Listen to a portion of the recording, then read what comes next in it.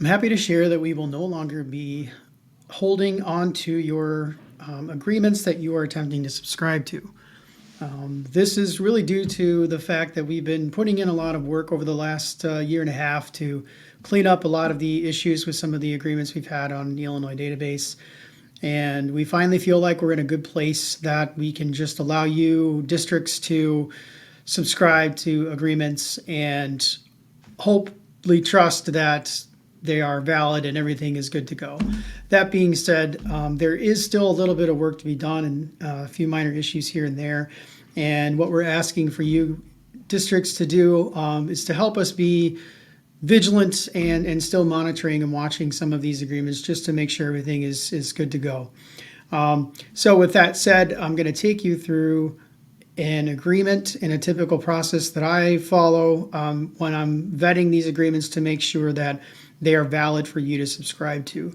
So as you are going through the Auto Exhibit E Creator, please be vigilant and looking at some of these agreements and just doing a spot check for us just to make sure that none of them slipped through the cracks or we didn't miss any.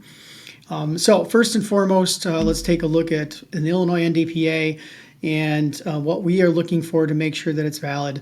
And then after that, I will show you how to both report that in the system to the district directly that holds that agreement, and then also making sure that you're contacting me as well. So here is a standard everyday run-of-the-mill Illinois NDPA. This one has been completed by a school district already, so I wanted to make sure that you saw exactly what that looks like.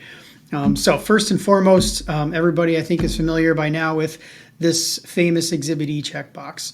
This has to be marked. If it's not marked right off the bat, it's not a valid originating agreement. You should not be subscribing to it.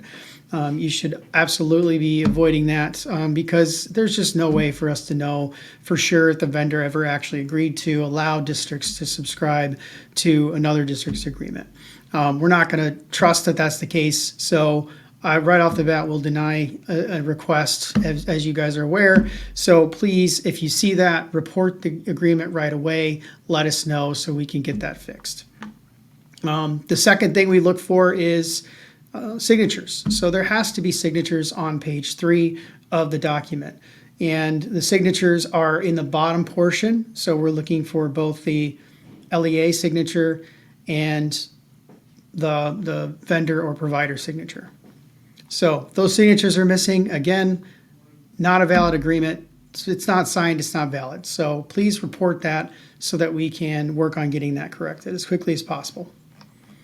The next page we're looking at is the Exhibit A page. This cannot be blank. And this is probably the more common issue we're seeing right now is Exhibit A's just being blank. There has to be something here. We have no way of knowing for sure what that information may or may not be. But it is important that that information is there. So please be sure to take a look at that page and make sure something is typed in that field. Next thing is Exhibit B. Again, this cannot be blank. If it is, we have no way of knowing what data they're collecting on their end, the vendor, and there should be something indicating here what data elements that they are collecting from you, the district. So be sure that this page is not blank. Exhibit D does not have to be completed. In fact, it really shouldn't be completed. This is really for only when you are done receiving services from that provider or done using that platform or program. So if it's completed, it's not the end of the world, but it's okay if it's blank. Exhibit E, this becomes your contract with the company as you are subscribing to this agreement. The bottom portion should be blank, but the top portion can't be. There has to be a signature from the provider. There needs to be an email address. There should be a name of the originating district and the date it was signed. So be sure that this section is not blank on the top. Again, if it is, report that to us. Exhibit F in the current version, the 1.0A, does not need to be completed. It's nice if it is because it lets us know what the provider is doing to protect the data that you're sending them. But again, does not need to be completed. Exhibit G should just be here. It really needs to be in this agreement, so that should always be included, but just double check for sure real quick. And then lastly, the Exhibit H page. If it says anything other than none or is blank, then that means it's marked incorrectly and is actually a vendor-specific agreement. This is not the end of the world in terms of whether or not you can or cannot subscribe to it. However, the caveat to that is if there is language here, it's really important that you are getting that looked at by legal counsel in your district, or someone with some expertise on contract language in terms of data privacy, just to have them look at it to make sure it's not circumventing any parts of the relevant data privacy, including SOPA and even FERPA. So just make sure that that's getting reviewed. Okay, so we've done a breakdown of what we look for in an agreement. Again, we ask that before you subscribe to agreements to please just do a quick spot check on these to make sure that none of the work that we've been doing has fallen through the cracks. Sometimes we miss things, and it happens when you're dealing with tens of thousands of agreements in a single database. So just do us a favor and be a little bit vigilant when you're subscribing to these agreements, since we're no longer going to be holding on to them.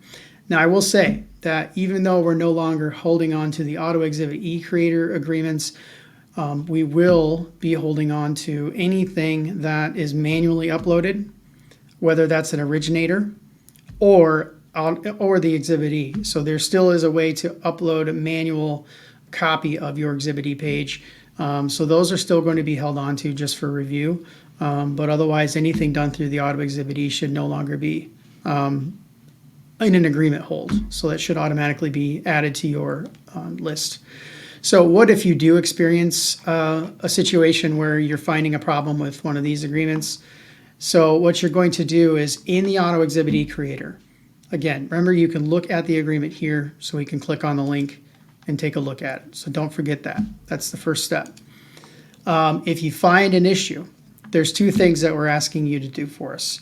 First, type in here this report and flag section, what's going on with this agreement, and be explicit. Say the Exhibit E checkbox on page 2 is not marked. There's no signature on page 3. The same verbiage that some of you have probably seen come through your inbox from myself or Amy, that helps us do this. Be specific on what's going on with that agreement so that the originating district knows what they need to do to address it. The second thing I would like you to do is send me an email. Unfortunately, there's no way for you to email me through the system to let me know what's going on with it. So you'll have to open up your inbox and send me an email. But please let me know what's going on so that I can take a look at that agreement and see if it's something that I can rectify on my end, or if I can just contact the district directly myself and see if we can get that expedited. In either case, hopefully we'll get it fixed as quickly as possible, but please do not subscribe to an agreement that for whatever reason is not valid. If there's any information missing or something just not right about it. But that's pretty much it. Again, I appreciate all your patience over the last year and a half in helping us get this database back to where it needs to be, at least as close as possible. And hopefully in the future, we'll have everything completely 100% done and looking good, and we'll be ready to move forward on to version 2 or 2.1 at some point soon. So thanks for watching. If you have any questions, please feel free to reach out to me.